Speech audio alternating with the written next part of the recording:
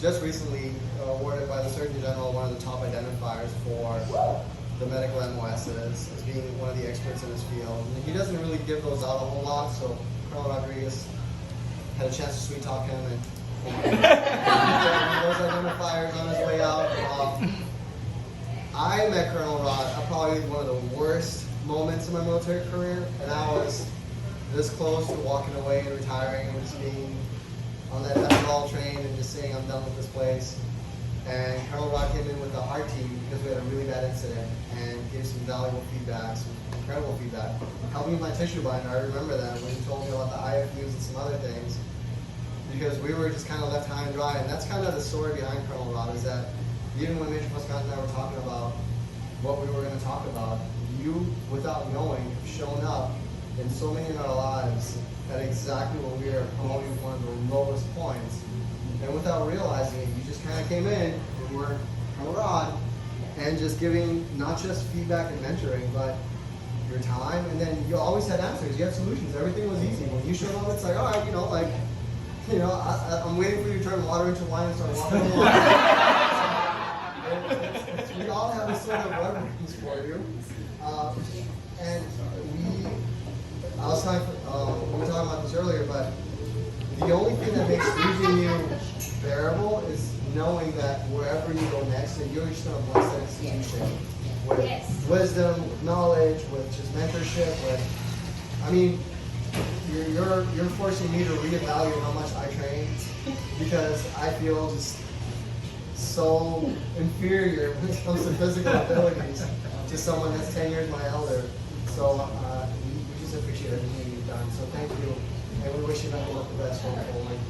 So with that being said, we did get him as he is retiring. They built him a little box. It's got his name and his time of entry. I don't know if you guys know this, but he came into the Army before some of y'all were born. I feel like that. So we have a copy of every unit that he's ever served with on the front of the panel. And then if you open it, it's a little memento or keepsake box. There's an inscription in it. Alright, so a little tray. I'm going to read it out for everyone to see so you can hear it. It says, Lieutenant Colonel Rodrigues, in honor of your unwavering dedication, selflessness, and invaluable service to the United States Army, we extend our deepest gratitude as you embark on the next chapter of your journey. Your commitment to the well-being and care of your service members has left an indelible mark on countless lives. Your devotion to advancing the field of nursing through continuous learning and mentorship sets a standard of excellence for generations to come. May your retirement be filled with the same strength, joy, fulfillment that you have brought to others throughout your distinguished career. Thank you for your service, sacrifice, and enduring legacy to conserve the fighting spirit. Sir, thank you.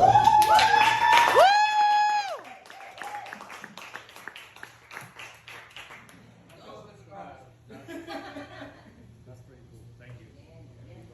This is from Major Frascante for you as well. She said she couldn't be here. She engraved a little note there nice. for you. It's not your problem anymore is what it smells like. That's pretty cool. Listen, I've been around for a minute now, as you can see on the dates.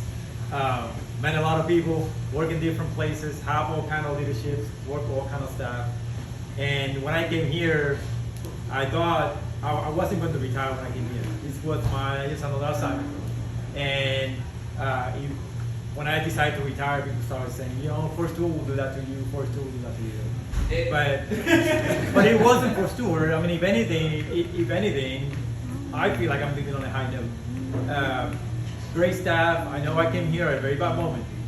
I guess I'm a magnet for that.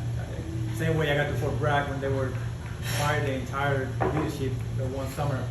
But it was bad moments during that time. 2 years ago. There's a lot going on, and I have a preview to that. So I was here a year before that, dealing with some stuff with DHA, but it wasn't because of the people. I can tell you that. It was other things that were making the place bad, and I always been one of those that care about people. If you really want to be successful in life, just care about people.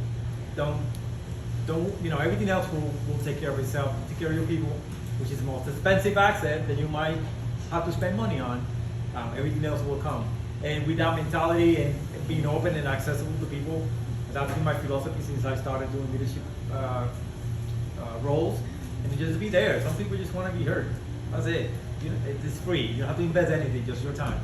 And with that, I mean, I think we have the place that I've been with the greatest talented people. The surgeons. I mean, I can't say anything right now because I'm on my way out. But, I never work in any group of surgeons like the surgeons here. I mean, take advantage of that while they're still here. They're very flexible. I've never been in such a good group that will be so cooperative and flexible and being, willing to help with whatever and assist in whatever issues that we have. So I'm very pleased with not just nurses and the techs, obviously, but with the surgeons as well. As well with the leadership ahead. I know you don't interact a lot with current Siri and people that were here before, but I can tell you that they care. They show it every day, and that's the type of people that we should have in the Army. Unfortunately, they come and go, and it don't last. So it is on you to make sure that you take care of your people as people continue to come and go. I enjoyed my time as steward again. I'm leaving on a high note, so I'm glad now that I just have to worry about eyeballs. If you haven't heard, that's my next job, is just working at an ophthalmology surgical center. So no more GYN.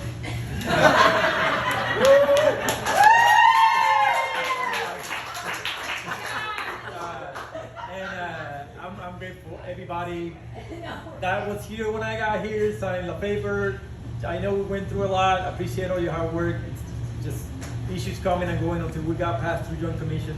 But everybody that came after that, Simon Johnson, all the OICs that are not here, they've been there. I mean, you guys are the ones to do the work. I'm just here to provide and facilitate.